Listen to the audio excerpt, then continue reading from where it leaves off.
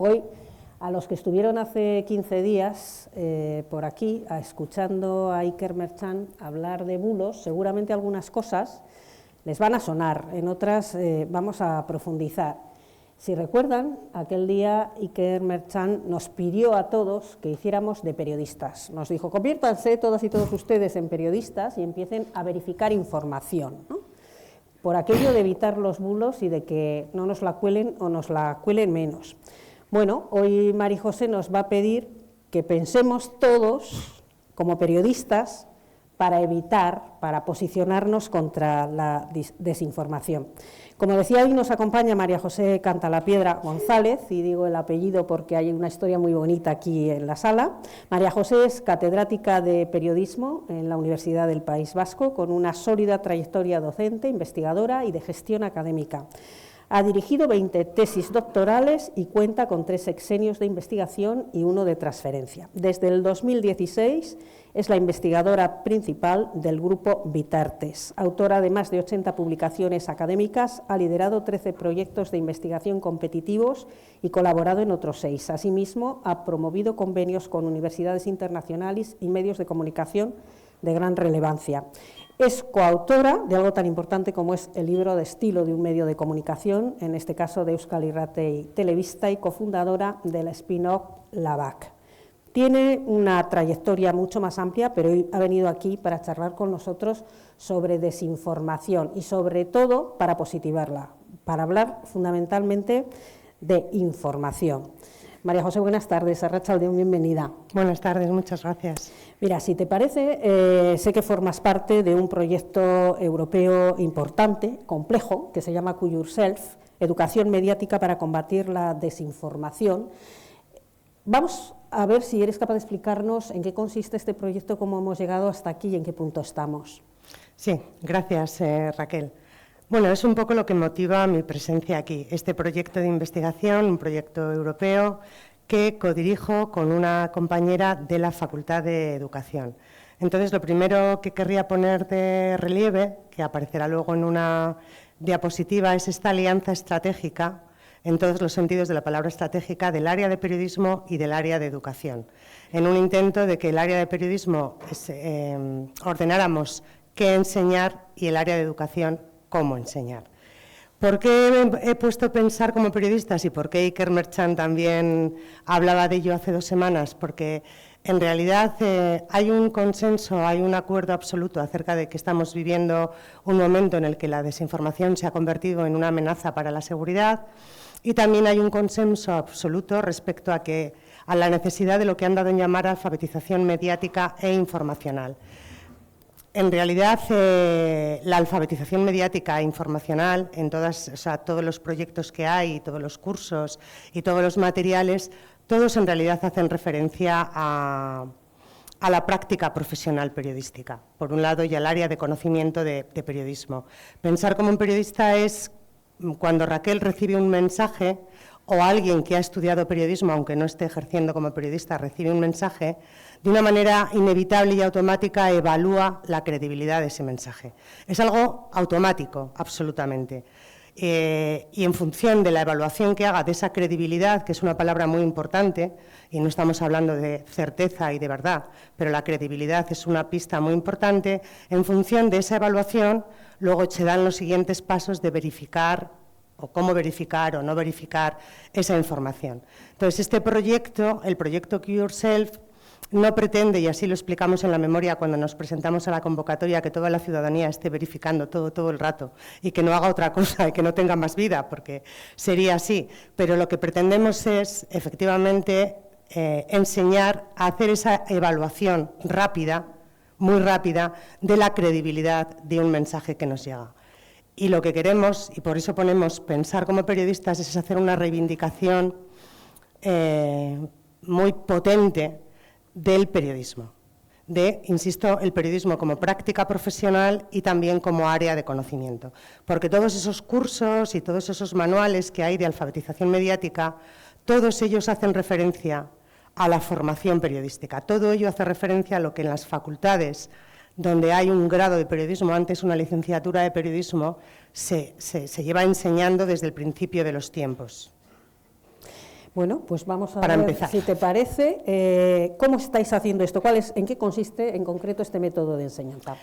Bueno, partimos, como ya he dicho, de la situación que tenemos, que todos conocemos, y es que todos somos medios. Aquí en este aforo tiene sentido hacer esta afirmación porque todos nosotros conocimos un mundo antes en el que había medios de comunicación y el resto, lo que éramos, era audiencia. Había fuentes de información, había medios de comunicación y los medios efectivamente mediaban entre las fuentes y el público. Decir esto a un público más joven le suena un poco a chino, porque ellos ya han nacido en un mundo en el que efectivamente todos somos medios. La aparición de Internet trajo consigo que las fuentes de información, como era el Ayuntamiento de Vitoria, que tenía sí o sí que hablar con un periodista o una periodista para contarle las cosas, pues publicara directamente y llegara a los ciudadanos de Vitoria, a la ciudadanía de Vitoria, sin una mediación. Pero es que la ciudadanía de Vitoria decidió también, ya con la explosión de los blogs, pues que iba a contar lo suyo y que iba a hablar de lo suyo, y que no necesitaba mandar una carta al director para poder hacer público un mensaje. Entonces, todos somos medios, ¿y qué pretendemos con este proyecto? Pues algunas cosas que ya he adelantado. Ya he adelantado que entendemos que entre las acciones que deben llevarse a cabo, muchas de las acciones que deben llevarse a cabo y que tienen que llevar los poderes públicos, tienen que ver con la emisión de los mensajes. Nosotros entendemos que desde la universidad, donde debemos trabajar y donde podemos contribuir a aportar, es en la recepción de los mensajes, en conseguir que todas las personas tengamos unos conocimientos básicos que nos permiten, que ejercen como escudo, un escudo individual, aparte de los escudos sociales que se pongan contra la desinformación. Entendemos que necesitamos que en los departamentos de periodismo y en las facultades donde está el grado sabemos cuáles son los contenidos, que hacen falta, pero entendemos que tenemos que aliarnos con las personas expertas en educación para que estos contenidos puedan impartirse fuera de la universidad. Se llevan impartiendo desde el nacimiento de las licenciaturas de periodismo en la universidad, pero nuestra apuesta es que esto, no todo, pero los rudimentos, lo básico, se puede enseñar en cualquier contexto educativo y con todo tipo de alumnado. Y también lo que hacemos es reivindicar que la alfabetización mediática e informacional es periodismo, que se diluye la palabra y se diluye el área de conocimiento, pero es periodismo en estado puro. ¿Y qué hemos hecho? Pues como había muchos proyectos que habían hecho muy bien ya el trabajo de explicar cómo hemos llegado a esta situación en la que la desinformación se ha convertido en una amenaza y en la que explicaban, ¿no? Ponían sobre el papel toda la teoría que explica y toda la situación que lo explica. Nosotros, ¿qué planteamos? Planteamos ir a hacer ejercicios prácticos muy sencillos. Y además ejercicios prácticos un poco como cuando nos obligaban a hacer análisis sintáctico en las clases de lengua, que nadie te explicaba para qué servía aquello, ni qué utilidad tenía, pero tenías que hacerlos, tenías que identificar el objeto directo, el indirecto, el complemento circunstancial de tiempo y de lugar. Pues esto sería un poco igual, planteamos unos ejercicios muy sencillos, sin dar mucha explicación de nada, sin hacer un discurso acerca de lo grave que es la desinformación, de las consecuencias políticas que puede tener en nuestras vidas, de nada. Simplemente te voy a dar un texto porque el proyecto funciona sobre texto, tendría que tener luego una continuidad para producción audiovisual, pero decidimos partir de texto. Ponemos textos y en esos textos vamos a hacer análisis periodísticos y vamos a identificar cosas que ahora vamos a ver, pero bajando mucho a la práctica para que preceda la teoría. Porque uno de los debates más grandes que tuvimos, por intentar ilustrar esto que pretendo expresar, era la temática. Había parte del equipo había parte del equipo que no entendía que no hiciéramos esa parte introductoria de hablar de la desinformación como amenaza para la democracia y para la libertad. Y había quien no entendía que querían que nos plantáramos o que nos planteáramos ir a los temas donde la desinformación se produce de una manera con más frecuencia y más intensidad. Inmigración, feminismo, medio ambiente, algunas cosas relativas a la ciencia, ¿no? Y sin embargo, parte del equipo peleamos ¿por qué no? Porque si planteamos textos que hablan sobre feminismo, que hablan sobre cambio climático, que hablan sobre la migración, una parte del público puede sentir, y de hecho siente, que les estamos explicando, que les estamos diciendo cómo deben pensar. Y no se trata de esto. Se trata simplemente de que si te llega un mensaje, evalúes como he dicho, la credibilidad de ese mensaje. Y luego lo que pienses o dejes de pensar acerca de lo que cuenta ese mensaje es asunto de cada uno, que es algo que se dice también siempre en el periodismo. Damos la información y luego cada uno que llegue a las conclusiones de las que llegue con esa información y que se forme el criterio que tenga que formarse para, con base en ese criterio, tener la opinión que deba tener. Entonces, lo interesante del proyecto son los ejercicios que hemos diseñado. Eso es lo interesante. ¿Por qué? Porque son de tal sencillez, como vamos a ver ahora, que resultan como novedosos. Por ejemplo, y traigo un ejemplo porque Iker Merchan ya explicó otras cosas, creo que bien, y entonces voy a intentar centrarme en alguna cosa más concreta y lo hablamos, Raquel. Un asunto, por ejemplo, que es sencillo, pero que hay que tener muy claro y que desafortunadamente todo el mundo no lo tiene claro, y en la experiencia que tuvimos en el proyecto europeo, una de las cosas que descubrimos es que la gente que es de nuestra edad sabe más de esto que la gente que es más joven. Cuando digo sabe más de esto, me refiero a sabe más de qué es de quién es el emisor, quién es la fuente, qué información, qué importancia tengo que darle, etcétera. Entonces, este ejercicio, ¿qué dice? Pues tenemos 4 perfiles en una red social, la que sea. Una es de un ciudadano normal, que le hemos llamado John Smith, está en inglés porque el proyecto, como os he dicho, todo era en inglés, que puede ser, ¿no?, un ciudadano cualquiera. El de al lado, la persona de al lado es un profesor universitario, un investigador con mucha reputación, un sociólogo con una gran reputación, que participa como experto en numerosos actos. El tercer perfil es el de un medio de comunicación. Todos son simulaciones, claro, y reales. Pongamos que un medio de comunicación... Se llama La Verdad. Se llama La Verdad. Eso sí tenía... Y vamos a poner que es un medio de comunicación... serio, conocido y reconocido, con reputación de ser profesional y de ejercer el periodismo con profesionalidad y, por tanto, con calidad. Y el cuarto perfil es el de un ministerio, el Ministerio del Interior.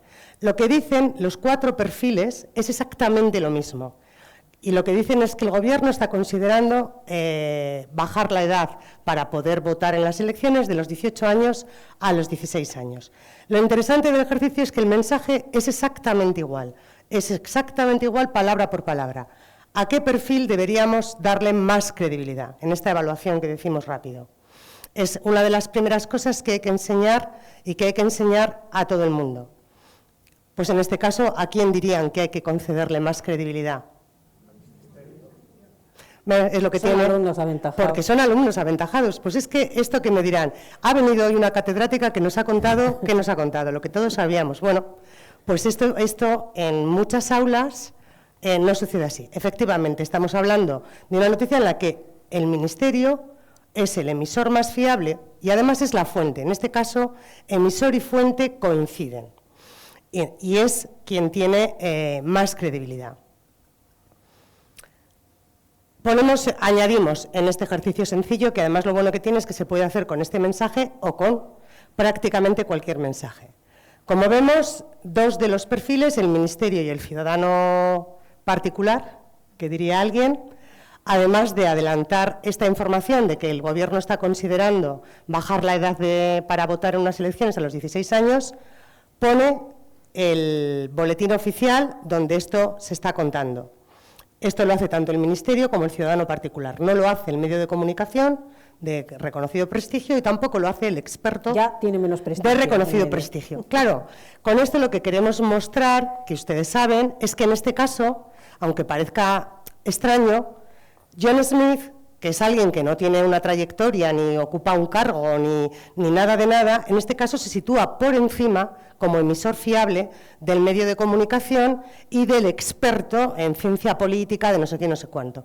¿Por qué? Porque nos está dando la oportunidad de, mientras lo leemos, verificar y confirmar en la fuente primaria, que es el Ministerio, la información. Sigue siendo el Ministerio el emisor más fiable y además es la fuente de la información, y en este caso le sigue el ciudadano particular. ¿Por qué decimos esto? Porque la mayoría de los cursos que se realizan, lógicamente se pone, bueno, hay que ver cuál es la fiabilidad del emisor en función de su trayectoria normalmente, ¿no?, del cargo que ocupa, de la trayectoria que ha tenido, pero a veces también influye mucho cómo damos la información. Si en tu cuenta, si en tu perfil estás poniendo al alcance de quien te está leyendo la fuente primaria para que puedas verificar en ese momento que lo que estás contando es cierto, te convierte en un emisor con mayor fiabilidad.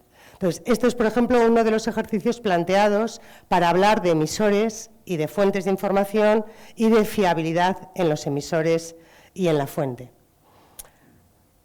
Otros ejercicios que hacemos, pues tiene que ver con la fuente primaria, porque si de algo se sirve el periodismo es de personas que han sido testigos de lo que ha pasado, que han estado allí en el momento en el que algo ha pasado. Entonces, si estamos en un atasco, si a mí me llama Raquel y me dice, mira, estoy llegando a Vitoria, pero ándate con ojo porque estoy en un atasco monumental, y me lo cuenta desde el atasco, pues hombre, pues es una fuente de información fiable, porque lo está presenciando en el momento.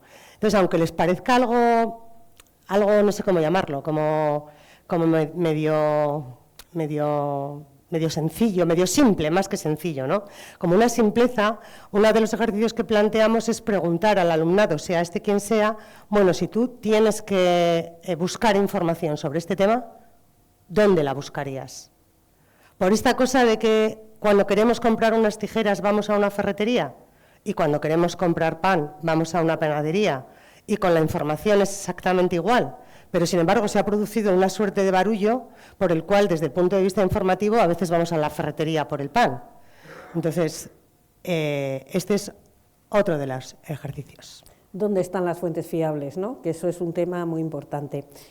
Cuéntanos un poco, María José, ¿a qué tipo de alumnos os estáis dirigiendo con este proyecto tan interesante? Porque seguramente tenéis a todos esos públicos segmentados y habrá diferencias entre unos y otros además, ¿no? Pues es que la apuesta que hicimos desde la universidad es una convocatoria que se llama Erasmus Plus de la Comisión Europea es una convocatoria para proyectos de educación. Y en este caso era educación para adultos, porque en realidad nuestro propósito es enseñar los rudimentos de la práctica profesional periodística a los maestros y profesores para que a su vez ellos lo puedan hacer en clase. Y entonces nuestra apuesta era, esto que enseñamos en la universidad se puede adaptar para poder enseñarlo en cualquier sitio. Y como queríamos tener evidencias de esto y no presentarnos delante del consejero de Educación, que queremos presentarnos, ya veremos qué caso nos hace, o de quien sea, o venir aquí al aula de cultura y decir, oye, planteamos un curso con este tema, como queríamos tener evidencias fue lo que hicimos. Estos ejercicios nosotros los testamos en las aulas de la experiencia, con mayores, con alumnado senior, como tenemos hoy. En Polonia lo hicieron con estudiantes de secundaria y de bachiller. En Alemania lo hicieron con migrantes que tenían dificultades, en algunos casos, con el alemán y que tenían pues una formación académica absolutamente variada y diversa.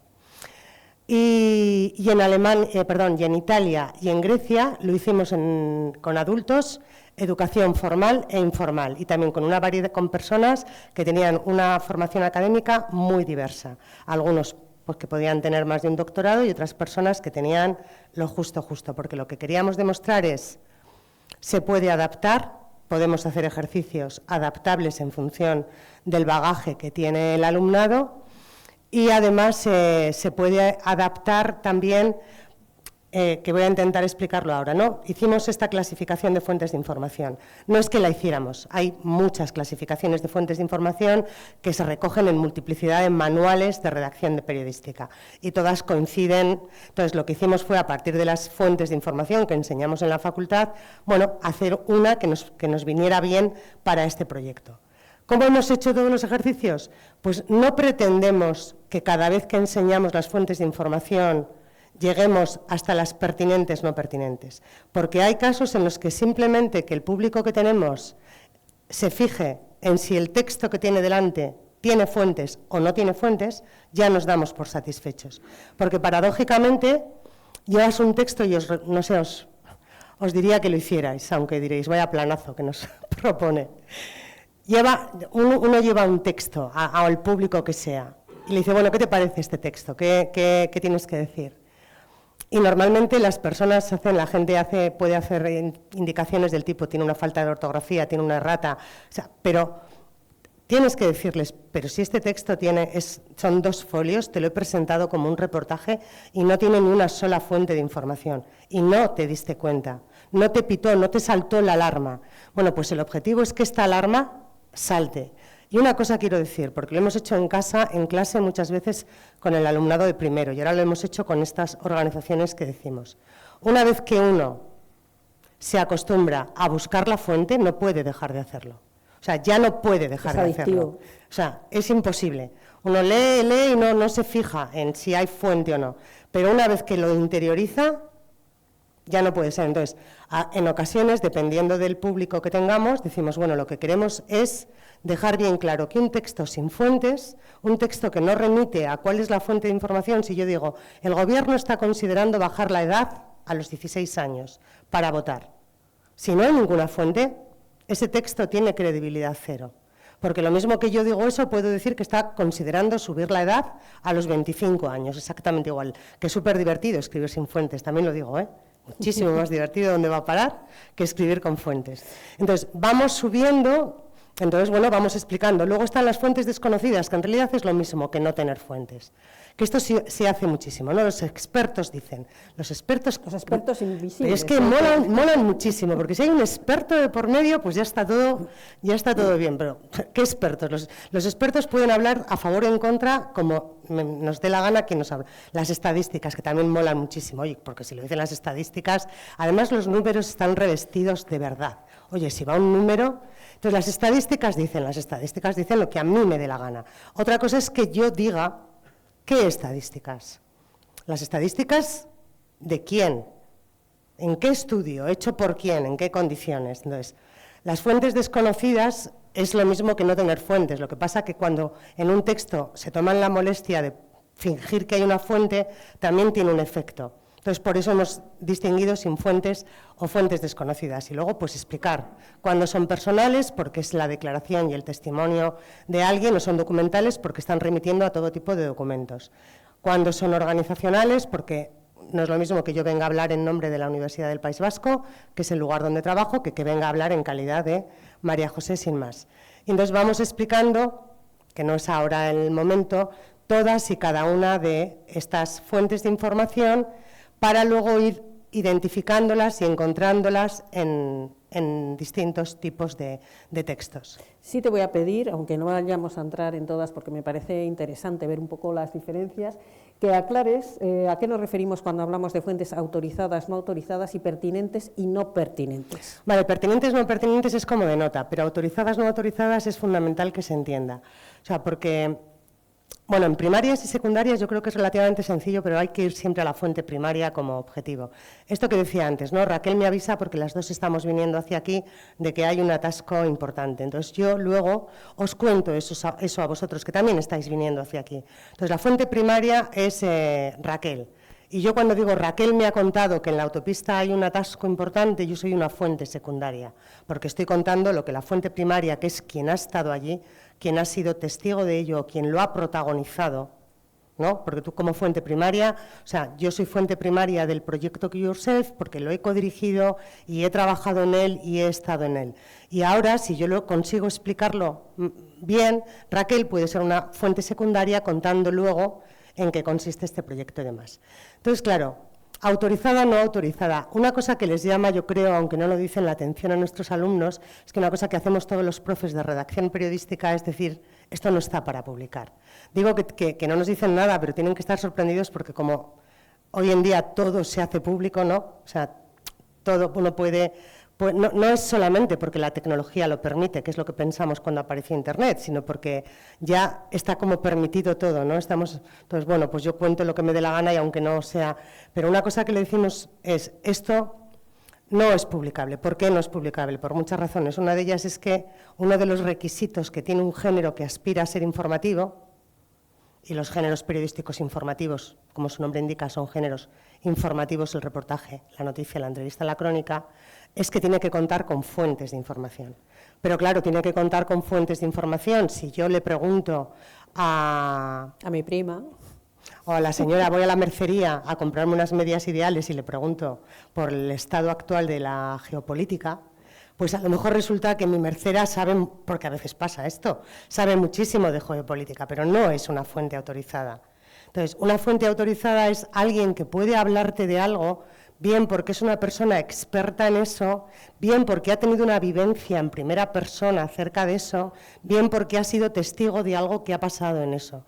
Y si no cumple alguno de estos requisitos, no es una fuente autorizada para hablar de eso. Y si no es una fuente autorizada, lo que cuenta, en esa evaluación que hacemos de la credibilidad rápida como primer paso para creernos o no un mensaje y para decidir o no tomarnos la molestia de buscar más, o sea, es que queda ya descartado como creíble. Si o sea, esto se ve mucho en los reportajes que hacen los estudiantes al principio, ¿no? Antes de aprender esto. Hacen un reportaje sobre si los jóvenes fuman más o menos y cómo fuman y entonces preguntan sobre si el tabaco es malo para la salud a un fumador.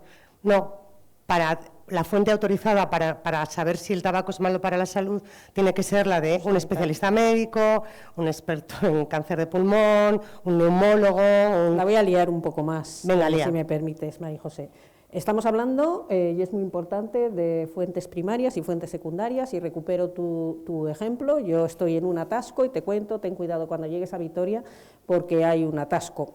Pero nosotros ya sabemos, porque somos, como decíamos antes, alumnos aventajados, y hace 15 días aprendimos muchas cosas, la importancia de verificar las fuentes. ¿Cómo verifico las fuentes primarias? Sobre todo para no incurrir en el error de que si esa fuente, por muy primaria que la pueda considerar, no es fiable o no me lo está contando bien, tú no llegues aquí y le acabes contando a todo este auditorio algo que no está contrastado. La he liado un poco, ¿eh? Claro, por eso ponía en este ejemplo, aunque no he hecho mención a ello, claro, la fuente primaria está viviendo el hecho, pero lo ideal es que si esto lo va a contar, como contaba John Smith, eso de qué va a hacer el gobierno, y cogía y nos lo contaba, pero ponía debajo, ¿no?, el anuncio del Ministerio del Interior, lo ideal aquí es que si pone hay un atasco que te mueres para ir a Vitoria, debajo ponga el enlace o bien con la DGT o bien con la Ertzaintza, con quien en ese momento esté dando la información de primera mano y sea fuente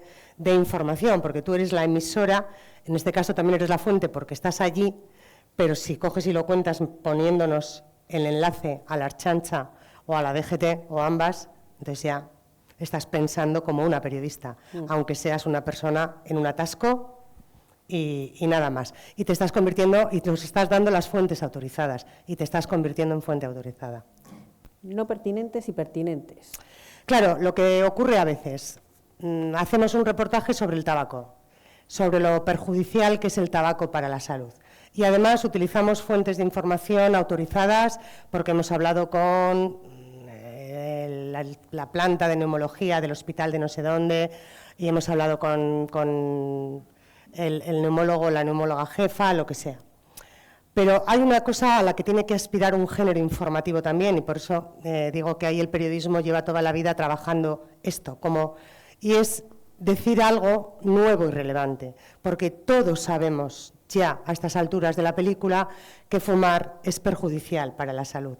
Si vamos a hacer un reportaje y la fuente de información nos va a contar fumar es perjudicial para la salud, no. Necesitamos que la fuente nos cuente algo que sea más nuevo, o que sea una información completamente nueva, inédita, o que sea una información emocionante, o ya, es el huevo Kinder, que sea nueva y emocionante. Pero en este mundo de IA, una de las razones por las que el periodismo no está tan en peligro es que siempre requiere de información nueva, de fuentes autorizadas y de información nueva, y de fuentes documentales, pero también de fuentes orales. Hay que hablar mucho con la gente, hay que estar también en la calle. Entonces, ¿cuándo es pertinente? Cuando la fuente es autorizada y relevante, esa suma. Relevante, ¿por qué? Porque nos cuenta algo relevante, no nos cuenta algo que... Esto que pasa mucho con los políticos, que no nos cuentan nada, ¿no? O sea, nos cuentan nos cuentan lo que no salen del guión, nos cuentan lo que... El argumentario. Eso es, entonces, bueno, pues la fuente es autorizada, porque si preguntamos al alcalde de Vitoria o a la alcaldesa, que ahora no sé si es alcalde o alcaldesa, si preguntamos a la alcaldesa por algo que tiene que ver con Vitoria, es fuente autorizada, pero si no nos dice nada, entonces, para que sea pertinente, tiene que ser autorizada y decirnos algo relevante. Y una vez que ya sabemos cómo se trabaja con esto de las fuentes, ¿cómo se avanza con esos cursos de formación? Pues mira, lo vais a flipar, porque tecnología punta todo va a ser. Bueno, tenemos aquí las 5 W del periodismo, de las que no hemos hablado, pero va unido porque ya sabéis aquello de quién hace qué, cuándo, dónde, cómo. No creas que lo sabe tanta gente, ¿eh? Yo es algo que me toca repetirlo, trabajo mucho con empresas y con departamentos de comunicación, donde en algunas ocasiones hay periodistas, en otras no, y vinculan el marketing a la comunicación, y esto sigue sorprendiendo. Pues por eso digo que es que una está pensando siempre que frente a la física cuántica, ¿qué sabe una? Y luego descubre pues que efectivamente, aunque es sencillo, no lo sabe todo el mundo. Es relevante. Entonces, pues una manera, porque lo primero también que enseñamos es cuánta información me está dando un mensaje, cuánta información me está dando. Es como como licuar, ¿no?, la naranja. O sea, me está contando quién hace o dice qué, me está contando el qué, y me está contando cuándo lo hace o lo dice, y me está contando dónde lo hace y lo dice, y me está contando cómo. Y me está contando en el caso de que lo sepa por qué, porque con el por qué hay que tener cuidado, porque si no sabemos el por qué, entramos en esas especulaciones, con esas prisas que son muy propias del periodismo y también de la audiencia demandando, ¿no? ¿Por qué ha pasado este accidente? ¿Por qué espera? Que todavía no se sabe. O sea, hay que dar respuesta a las preguntas para las que tenemos respuesta. Pero a las preguntas para las que tenemos respuesta hay que darle una respuesta precisa. Y en esta tecnología punta, esta es la tecnología punta, que lo vais a flipar.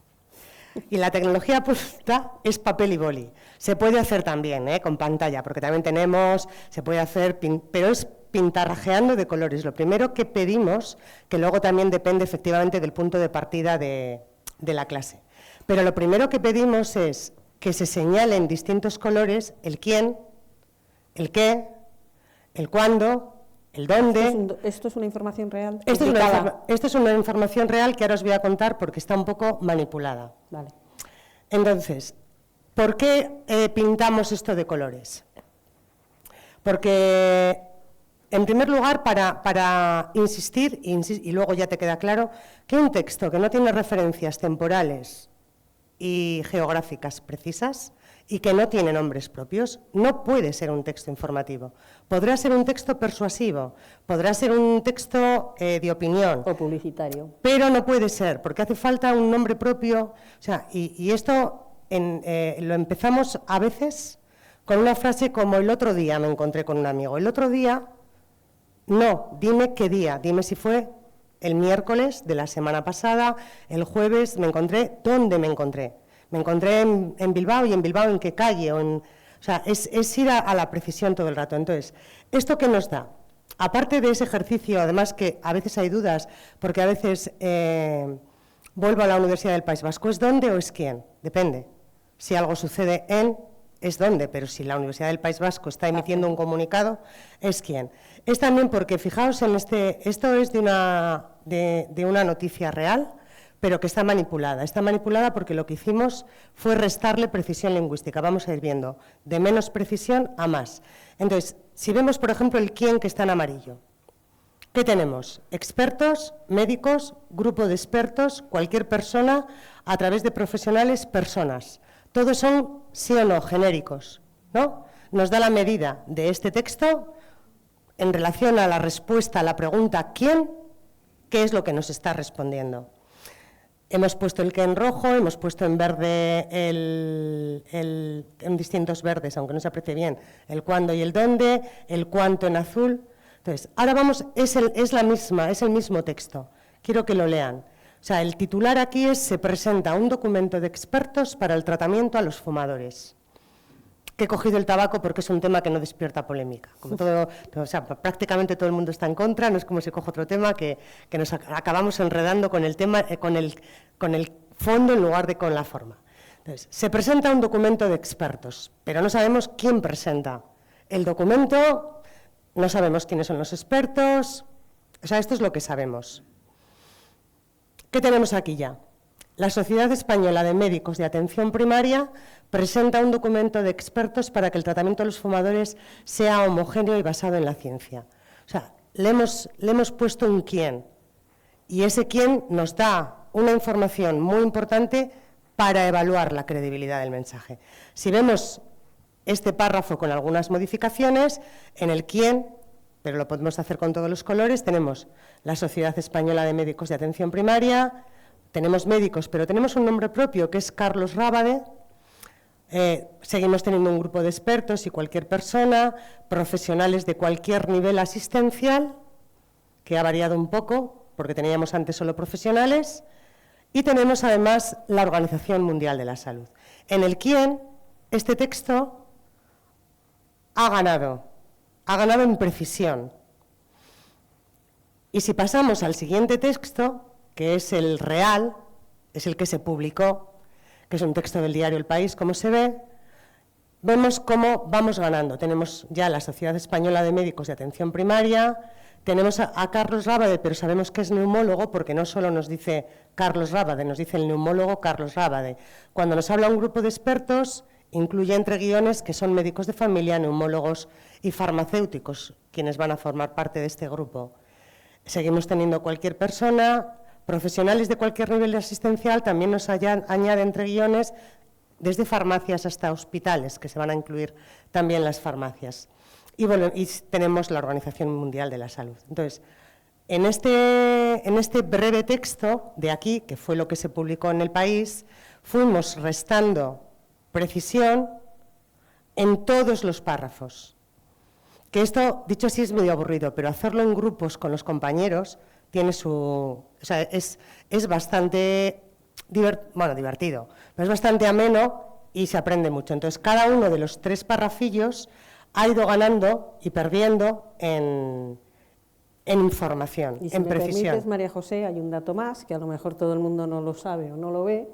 Esta información de El País, Bilbao, 5 del 10 del 2024, ese dato ya nos está dando muchísimos datos. Presumiblemente es una información de agencia, que algún periodista que está en la redacción ha hecho algo que los periodistas llamamos refritar de una edición de o trabajo agencia, de edición, y no se firma, no se le atribuye a ningún periodista del País, luego no hay ningún responsable directo de cualquier error, es el medio, evidentemente, pero no hay Raquel Ecenarro que firma esa información. Es la redacción, lo que claro. venía a decir es que es la redacción. Y luego es muy importante porque cantidad de veces recibimos mensajes que no son de ahora.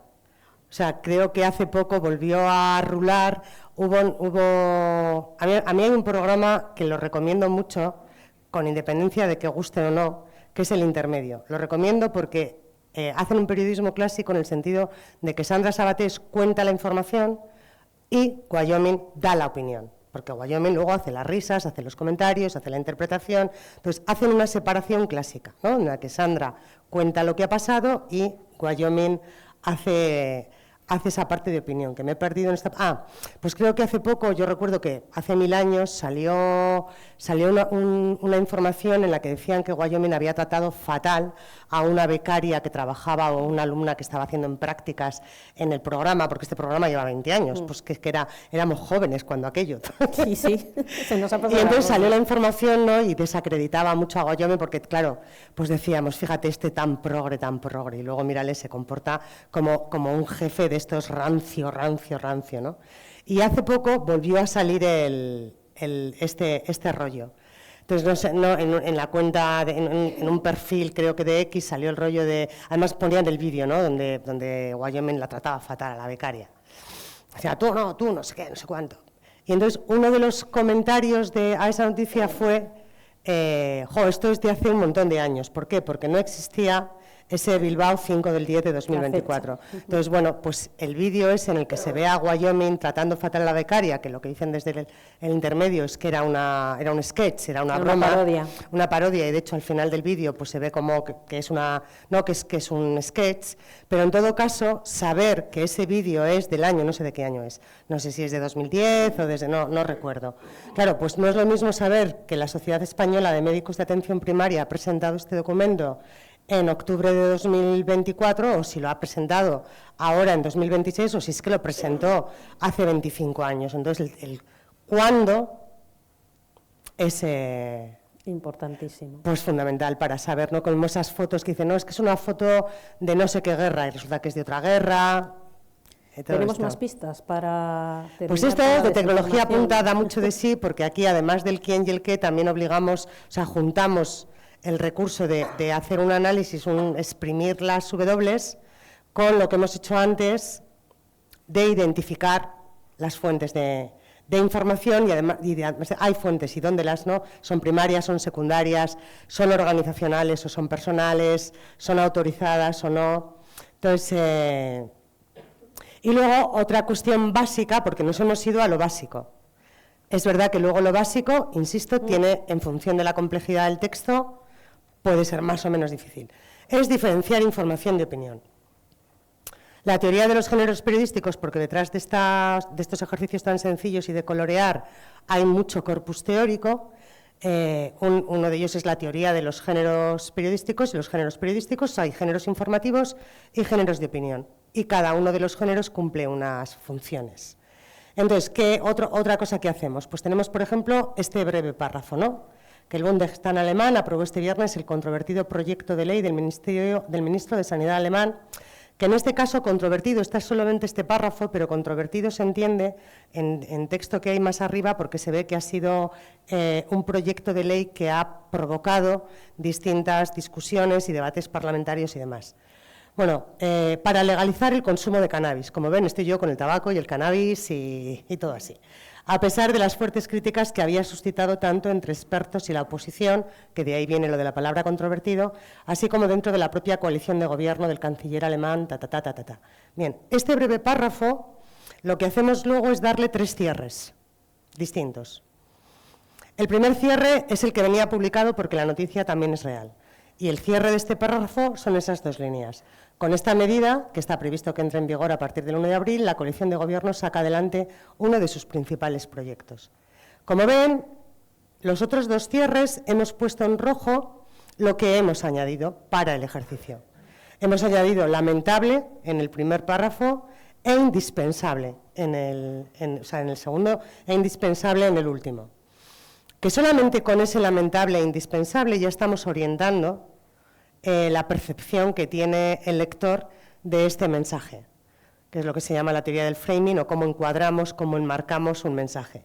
Si además luego añadimos un proyecto peligroso que pondrá en riesgo la salud de miles de ciudadanos alemanes, o un proyecto muy beneficioso para miles de ciudadanos alemanes, claro, aquí sí estamos diciendo a quien nos lee cómo tiene que pensar.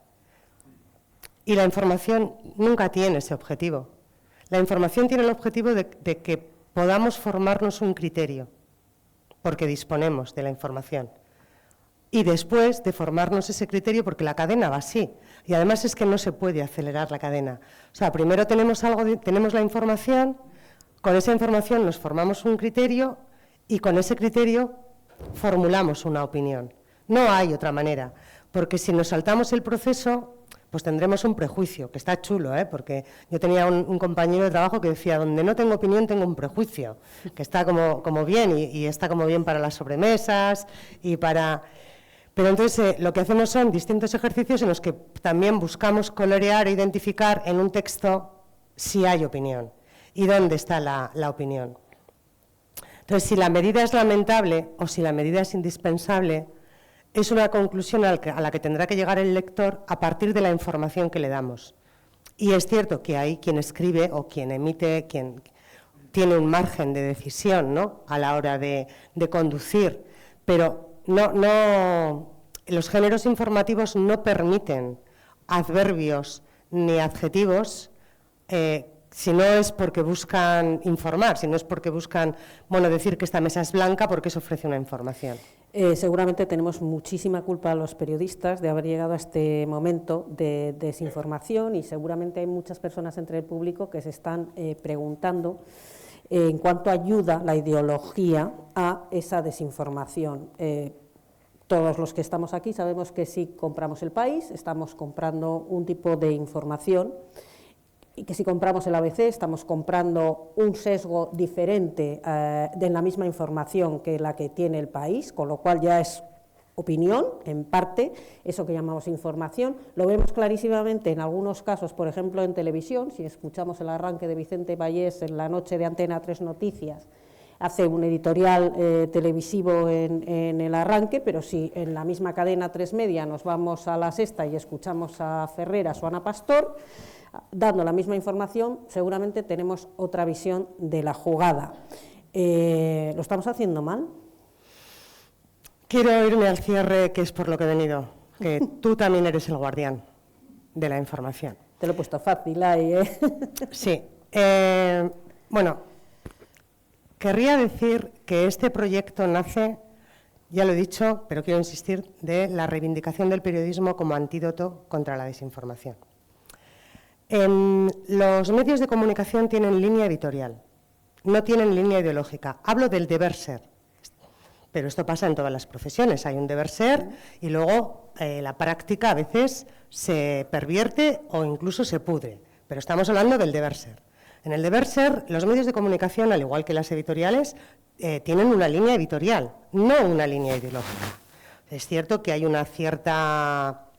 O sea, que es un poco fronterizo, ¿no?, el término línea editorial y línea ideológica, pero lo mismo que una editorial tiene una línea editorial por la cual publica novelas policíacas, fundamentalmente, y decide, ¿no?, a qué géneros les va a dar más bola y más cancha, pues en los medios de comunicación es lo mismo. La línea editorial establece, yo en alguna conferencia a la que he oído a Nacho Escolar siempre dice, a nosotros nos importa más la bolsa de la compra que la información bursátil. Bueno, eso es línea editorial, es que se toman decisiones. Los medios de comunicación suelen tener libros de estilo. No los tienen todos, pero los suelen tener. Los libros de estilo funcionan para que si entramos en ese medio como nuevas periodistas sepamos cómo se funciona y cómo se trabaja, pero también es un contrato con los lectores o con la audiencia, con el público, que me voy yo siempre al lector, pero me da lo mismo oyente o telespectador, exactamente igual. Es un contrato que se establece y que tenemos como audiencia derecho a exigir que se cumpla. Entonces, en ese libro de estilo, el medio de comunicación habla de su línea editorial y explica quién es y qué quiere hacer. Y, por ejemplo, el diario ABC ya deja muy claro que es un periódico monárquico, defensor de la monarquía, de la misma manera que la Radiotelevisión Pública Vasca explica que para la Radiotelevisión Pública Vasca determinadas señas de identidad, ¿no?, son muy importantes. El euskera es muy importante, más entonces viene una explicación. Por otro lado, existe un género que es el editorial, como su nombre indica, donde el medio de comunicación tiene la oportunidad de dar su parecer acerca de los asuntos que considere más relevantes, porque está todo pensado. O sea, está pensado, otra cosa es que a veces hay una perversión, como cuando el cirujano nos corta la pierna que está sana, que también pasa. Entonces, hay unos géneros para contarnos qué está sucediendo en el mundo. No hemos hablado de la teoría de la agenda, porque en el mundo pasan demasiadas cosas, hay que seleccionar, y hay que seleccionar con base en unos criterios, que uno de ellos, por ejemplo, es el de proximidad. O sea, siempre lo que suceda aquí al ladito va a tener mucha, o sea, va a ser publicado, va a ser cubierto, esto que decía un director francés, de que a los franceses les interesa más su propio dolor de muelas que la muerte de 1 millón de chinos. Entonces está el editorial. ¿Qué pasa cuando Vicente Vallés abre con un editorial? Pues que está faltando al método periodístico, porque en un informativo de televisión, como su nombre indica, es un informativo, y tiene que abrir con los titulares, sí tiene margen de maniobra, porque puede decidir con qué va a abrir, ¿no? Si va a abrir con internacional o si va a abrir con algo de nacional, pero no es el informativo de televisión el lugar donde hacer un editorial. Hay otros espacios para hacer un editorial. En el caso de los periódicos está absolutamente ubicado, pone editorial y se suele hacer editorial de un tema o como máximo 2 temas. En la radio también, porque en la radio también en algunos programas se abre con un editorial, pero se deja claro que no, Iñaki Gabilondo, por también irme, o sea, no me quiero ir a nada que me busque mucha controversia. Pues Iñaki Gabilondo siempre abría su programa, o solía abrir, con un primer... Y Carlos Alsina lo hace a las 8 de la mañana cada día. Eso es, o Àngels Barceló también lo hace. En la televisión, por ejemplo, en el informativo de televisión no hay un espacio para el editorial. Entonces, ¿qué pasa con Fernando Vallés? Pues que efectivamente a él le gusta poner su impronta, pero la subjetividad, que no podemos desprendernos de ella, o sea, yo recuerdo mucho a un profesor que decía que si quieres hacer opinión, búscate otra profesión.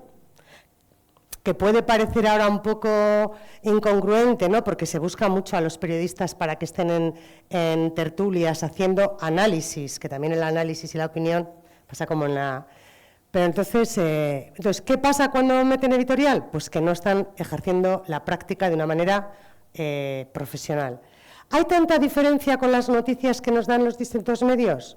Los temas más relevantes están identificados por todos, ¿eh? Están muy identificados. Y el sesgo también en algunos casos. Claro, pero por eso queremos enseñar lo que enseñamos en la facultad. Fíjate en qué información te está dando, te está contando que quién hace qué y te lo está contando con qué fuentes. Y a partir de ahí, porque ¿cuál es la esperanza? Que nos convirtamos en una audiencia muy exigente. Y si nos convertimos en una audiencia muy exigente...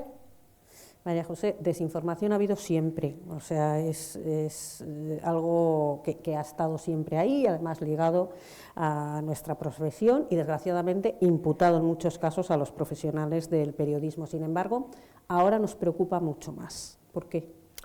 A ver, no hemos vivido nunca una situación como esta. Y luego, una cosa de información.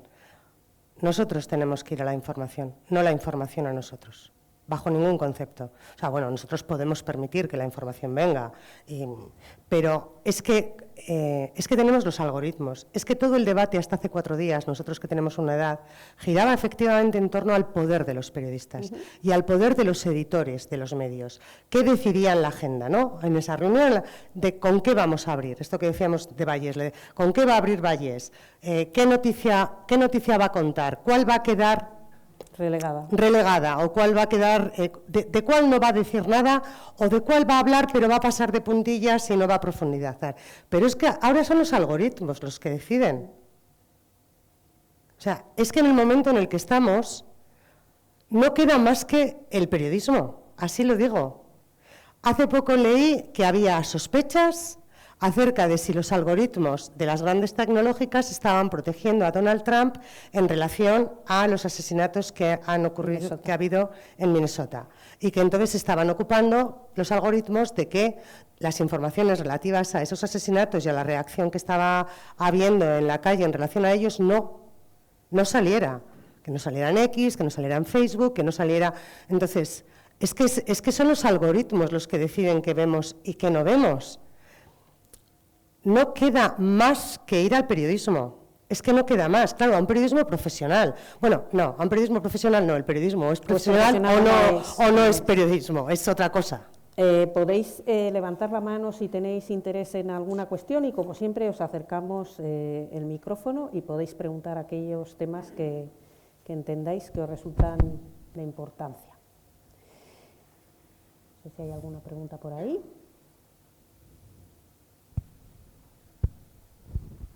¿No? Nadie se atreve a hacer preguntas, pero estamos totalmente manipulados, ¿no es así? Le acercamos el micro y le escuchamos mejor, si le parece. No, es que todos los medios de comunicación creo que nos teledirigen hacia donde queremos ir como ovejitas, ¿no? No, yo creo que no. Son los algoritmos los que nos dirigen a donde quieren, ¿eh? No, y los que se dejan llevar, los que están ahí al frente de los algoritmos. Está todo el mundo pagado aquí. Hay gente que está pagado por decirte estas cosas que no cree. En todo. Y estamos dirigidos que mañana no hay que comer carne de cerdo y dentro de 15 días que es lo mejor.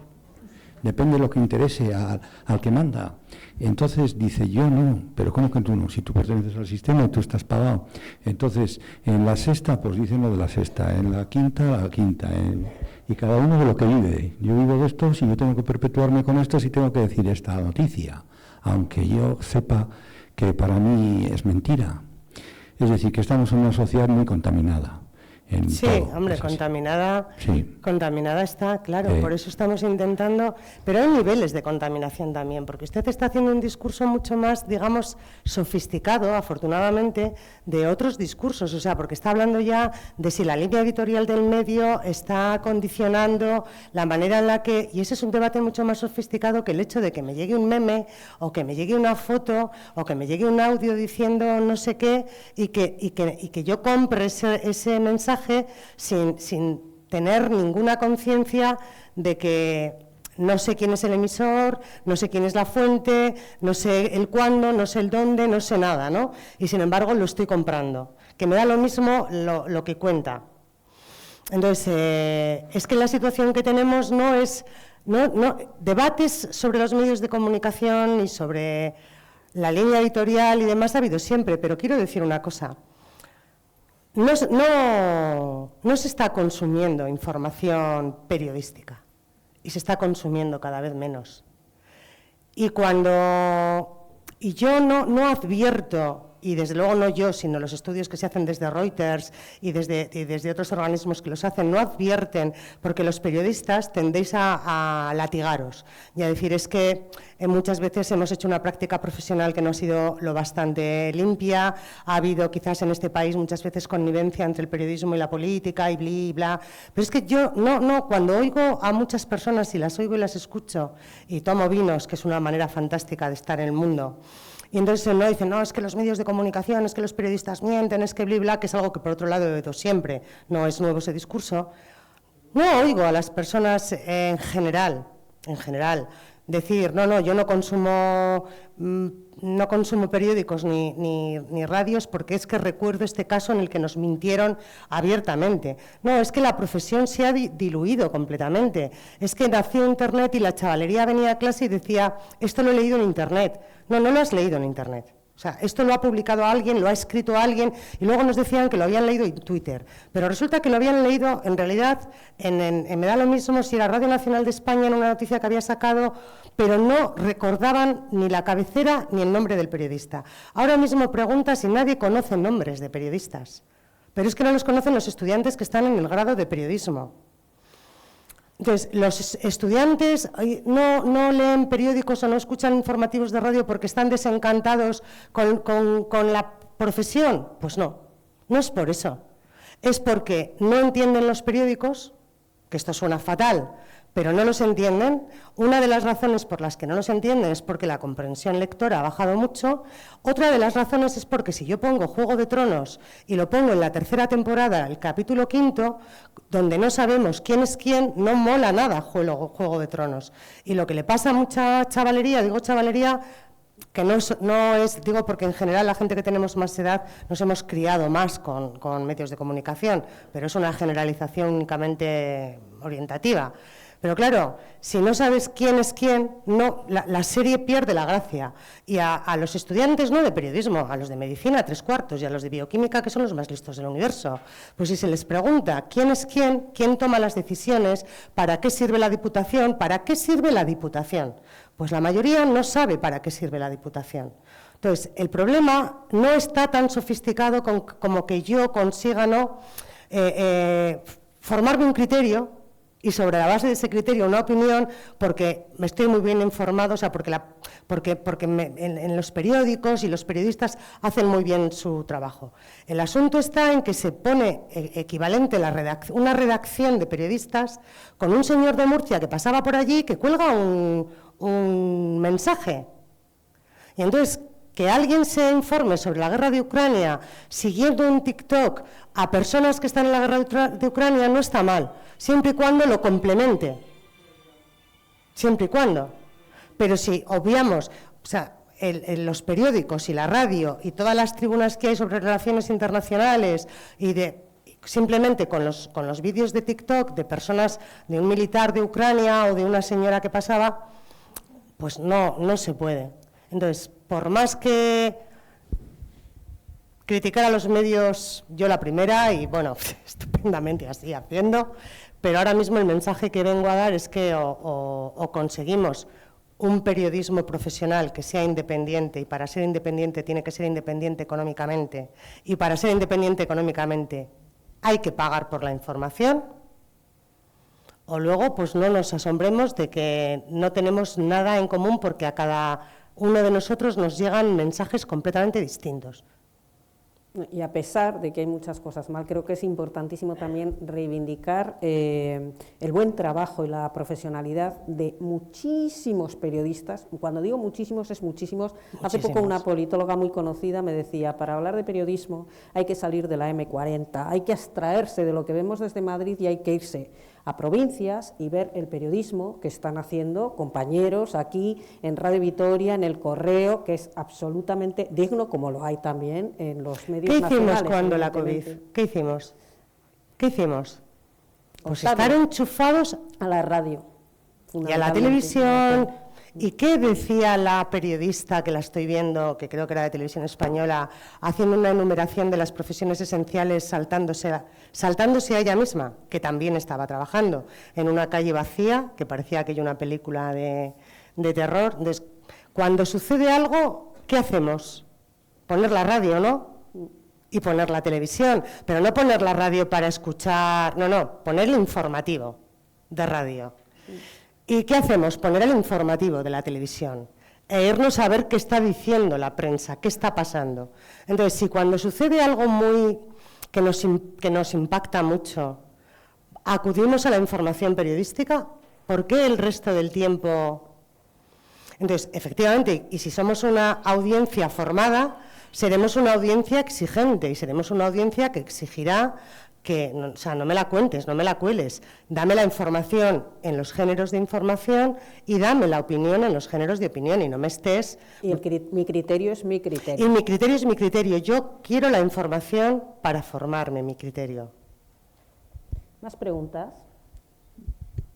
Sí, hola, buenas tardes. Bueno, ante todo agradecerte las explicaciones que creo que han sido muy clarificadoras. Pero yo quería, bueno, a ver si me puedes sacar de dudas. ¿No crees que ha cambiado mucho la forma de expresión periodística del periódico físico a estas redes que también escriben los mismos periodistas y en los mismos periódicos, que todos tenemos acceso en Internet?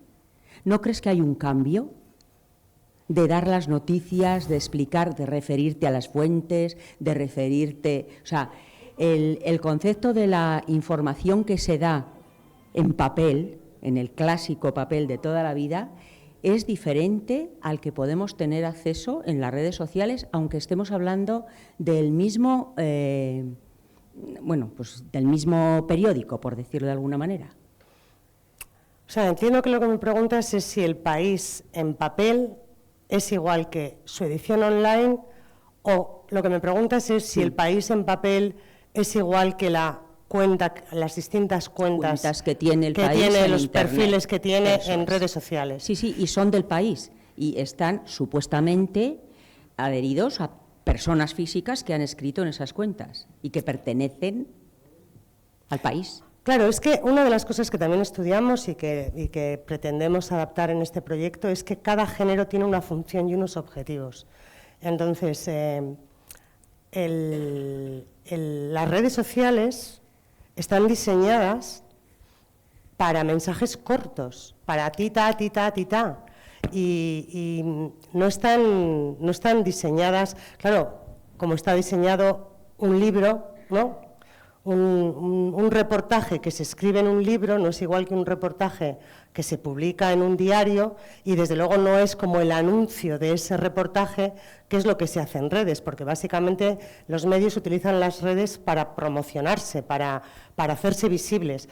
Pero los medios están luchando, o sea, a mí lo que me gusta del diario en papel es que está acotado y está cerrado.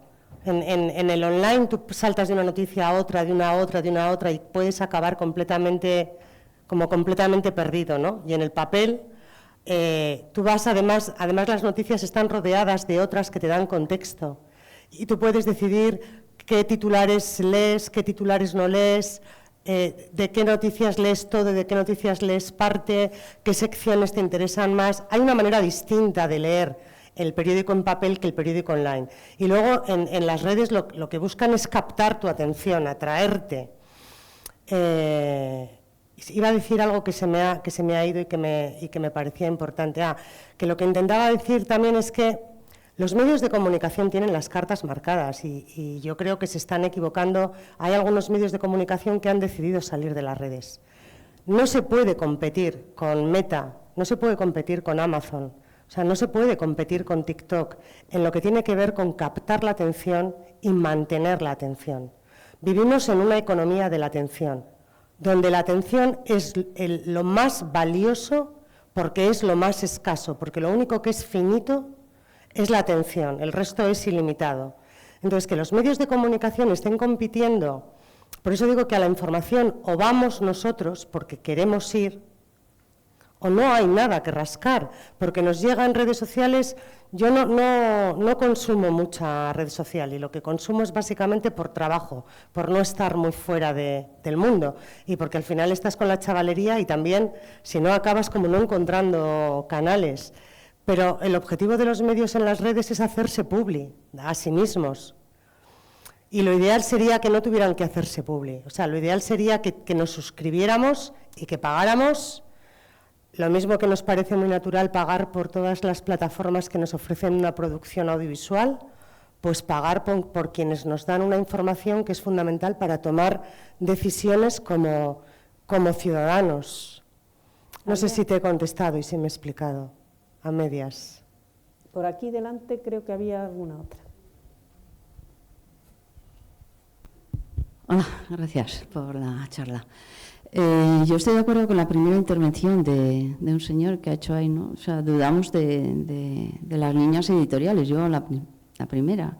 O sea, ¿qué intereses hay ahí, no? O sea, y que al final nos digas que todo depende de unos algoritmos y tal. Entonces, estamos como manipulados. Hace nada se hablaba de Gaza, hoy parece que Gaza ya no pasa nada, que todo se arregló. O sea, ¿quién está detrás de todo esto? ¿Por qué? Claro, yo también opino como tú, tenemos que tener la mente abierta y saber y no dejarnos pillar, ¿no? Pero es que estamos manipulados. O sea, al final vas a la cadena que sabes que te dicen lo que quieres oír y no vas a otras porque a veces vas de curiosidad, dices, qué barbaridad, ¿no? Que otra vez con esto. Pero bueno, pero el único que se acuerda de Gaza todos los días, ¿sabes quién es? Wyoming. Y nos hace recordar. Una hora más en Gaza. No hay periodistas en Gaza. No dejaron entrar a periodistas de fuera y mataron a los de dentro. Mira, es un muy buen ejemplo de qué pasa cuando no hay periodistas. O sea, no, porque uno puede decidir no hablar de Gaza porque tiene una intencionalidad política.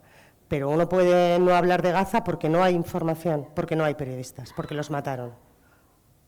Entonces, es que en un mundo sin periodistas no hay manera de enterarse de nada. Y cuando hablo de los algoritmos, no hablo en relación a los medios de comunicación. Porque si yo puedo ir al informativo de televisión que quiera, yo puedo ir al informativo de radio que quiera y puedo ir a la información periodística si está abierta que quiera y si no está abierta, pues pagando la suscripción. Entonces, y ahí el algoritmo funciona relativamente, o sea, funciona para aquellas personas que no consumen medios. Es que ustedes consumen medios y son críticos con los medios, pero es que hay una mayoría, porque ya se está convirtiendo en una mayoría de ciudadanía que no consume información periodística, que no consume medios, que consume lo que le llega, que es el algoritmo quien decide lo que le llega, y lo que le llega no son noticias escritas por periodistas de La Sexta o de Público o de ABC, son simplemente mensajes que muchas veces han escrito robots, que ni siquiera los han escrito personas. Y además los algoritmos tienen un objetivo, que es mantenernos pegados a la pantalla, punto. Que como consecuencia de ese objetivo sucedan o puedan suceder cosas maravillosas o cosas horribles, como el ejemplo que puso Iker Merchant de lo que sucedió con esa minoría de Myanmar, que empezaron claro, que como los mensajes de odio consiguen tenernos más pegados, pues se acabó cometiendo un exterminio y una matanza de una minoría. El algoritmo no quería eso, el algoritmo lo que quiere es que estemos pegados, porque estando pegados le estamos proporcionando absolutamente toda la información, le estamos diciendo hasta cuántas pulsaciones, o sea, tenemos. Le estamos diciendo, el algoritmo nos conoce mejor de lo que nos conocemos nosotros, porque es consciente de cuántas décimas de segundo prestamos al anuncio de este champú o a la noticia de no sé qué. Entonces, no son los medios de comunicación los que viven del algoritmo. O sea, otra cosa es que quien no consume, el algoritmo de cada tanto le mande una noticia de un medio o de otro. Pero el asunto es, no podemos depender del algoritmo para la información, y si dependemos, asumamos las consecuencias. ¿Más cosas? ¿No? María José Cantalapiedra, ha sido un placer charlar contigo de periodismo, de muchas cosas, de cómo dignificar la profesión y sobre todo de esa unión tan importante que es la educación y el periodismo, que tienen que ir alineadas. A ustedes también, muchas gracias por acompañarnos hoy aquí. Les invitamos, el lunes hablamos de un tema totalmente diferente, nos vamos hasta Groenlandia el lunes, y en todo caso recuerden una cosa, sin periodismo no hay democracia. Feliz semana.